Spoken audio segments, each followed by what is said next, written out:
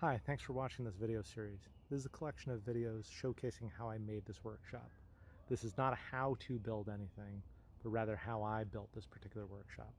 I'm not a professional, I made a lot of mistakes, and I didn't do everything as safely as I probably should have. If you're looking to do something like this yourself, I encourage you to try it, but please only do so at your own risk. If you like this video, please take a look at all the videos I have for this project. Thank you for watching, and please like and subscribe. In this video, I'm going to show you how I finished the floors for the workshop. However, before I got to the floors, I did have to work on the water seepage issue. After putting in the gutters from the last video, I did have to paint and seal the walls. The floors themselves here actually also need to be leveled out some. So in this video, I'll be leveling out the floors and then painting them with a two-part epoxy. And I'm at the last few steps of finishing up this workshop project. I rented a floor leveler. Just tried a couple of quick passes. And I'm going to attempt to, not fully level, but smooth out the floor. I do have some areas right here in the middle where a rock kind of was poking out, so I'm going to have to go over those real slowly. Get a couple of lines like that. Yeah, got all my stuff on one side, so I could work on one side and then come back, move everything back over and do the other side. This is all going to be dusty, noisy, and nasty, so I'm wearing my best attire, of course. I'll be wearing eye, ear, and breathing protection. This is going to kick up some concrete dust, which I really don't feel like breathing in.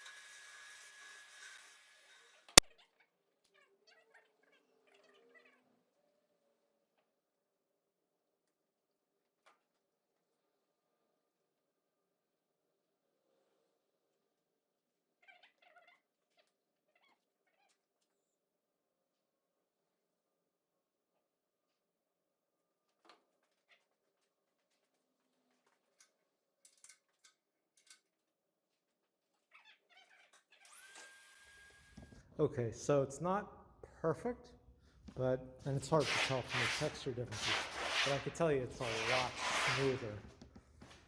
I did find some spots that I'm going to need to add some leveler to.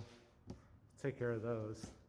But otherwise, the rest of this is just, keep going, keep doing the same thing, and a lot of time vacuum up after I'm done.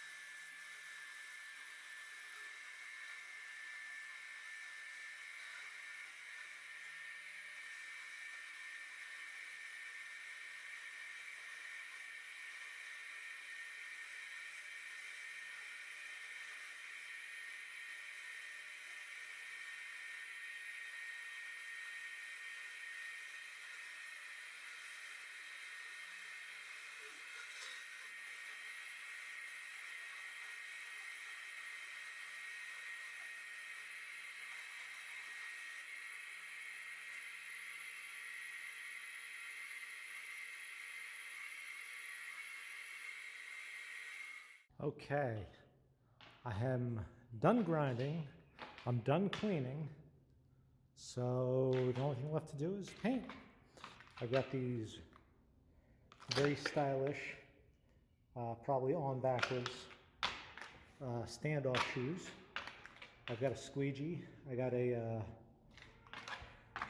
porcupine style roller that's supposed to help knock bubbles out.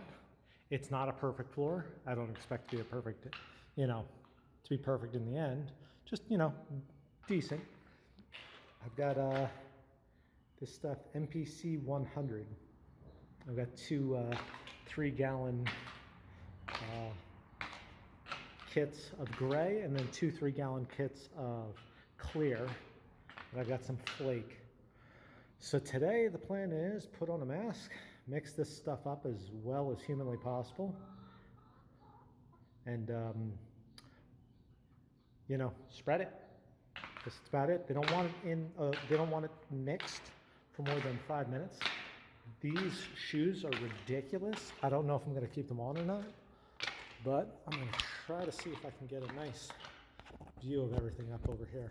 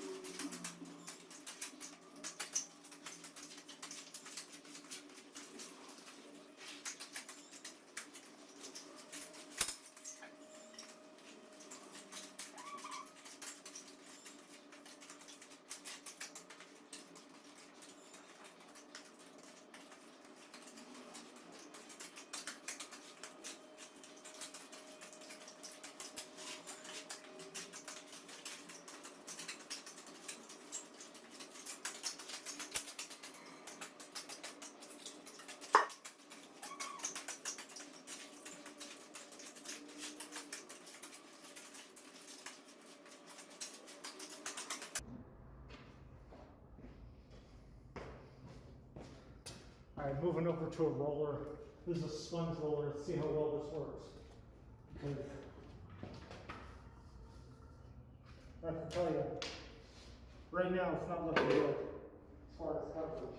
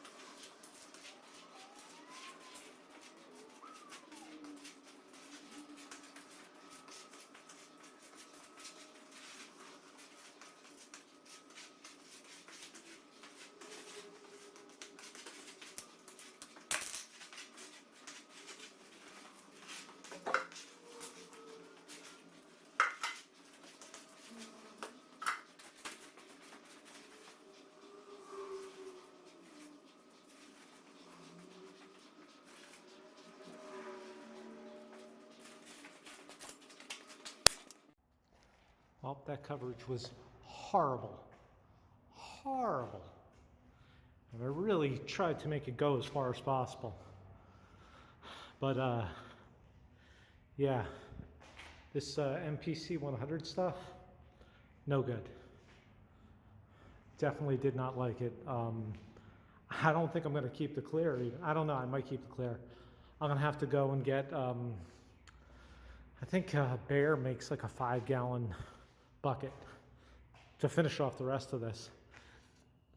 And the 5-gallon bucket says it's 600 square feet, which seems like a lot too, but I mean, this one said anywhere between, what was it, 300 to plus per kit, per 3-gallon kit, which seemed a bit much, but I believed it. They said, you know, if you're going real thin, no problem.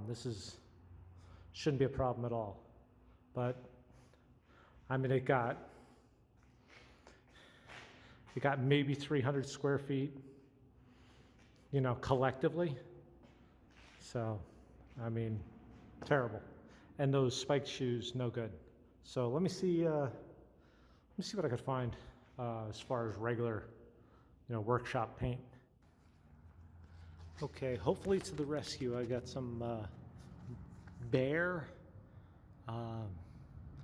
concrete 1-part epoxy, which I don't think that's possible. I don't know if that really can be, but it looks better. No VOCs apparently.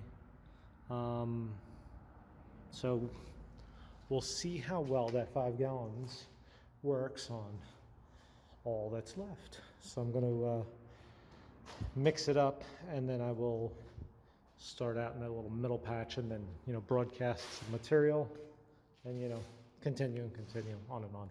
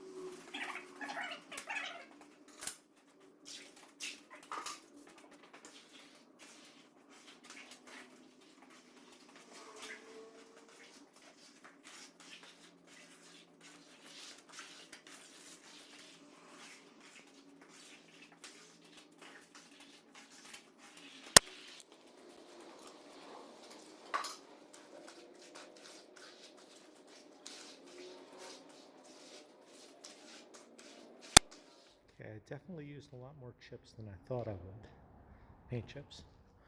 And yeah, there's definite difference in the colors, but I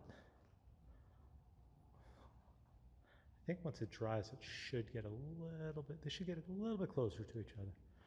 I mean, I don't expect an exact match. Close would be nice, but you know, that's fine. So the next step will be let this dry overnight. Tomorrow morning, tomorrow late morning, I'm going to use the 6 gallons of clear coat that I have to clear coat it as well as I can and do the clear epoxy over top and encapsulate all of my work, all of my bad work, maybe a little good, but all of my bad work, encapsulate it all in a clear coat so that hopefully it is sealed forever, or at least for as long as I need. You might notice that out there, that little pad, and this little pad here, I didn't put any paint on that. Plan on painting those, I don't know, orange, maybe orange or yellow, something, just kind of show that there's a trip hazard. Okay, it's the next day and everything is dried as it can be, or as dry as it's going to get in just a day. You hear the occasional sounds of wet paint, but also, as I walk on the epoxy side, there's areas that look nice and shiny and slick. I notice a lot of little bubbles. That's the sound of my feet popping the bubbles. So I'm hoping that the next coat, which will be a clear coat, will help to even that out. I actually like the cheaper stuff better, to be honest with you. But I'm going to throw the clear coat over everything. There's another true epoxy clear coat. We'll see how it works. I'm not wearing those shoes anymore because I swear they're going to kill me. Probably had them on backwards or something, but so I will have a mosaic style workshop. All right, let me mix up some of the clear epoxy. Bring a bucket in. I'll use the squeegee to move it around, then I'll use the roller to the spiked porcupine roller to pop any bubbles, make sure it's nice and even.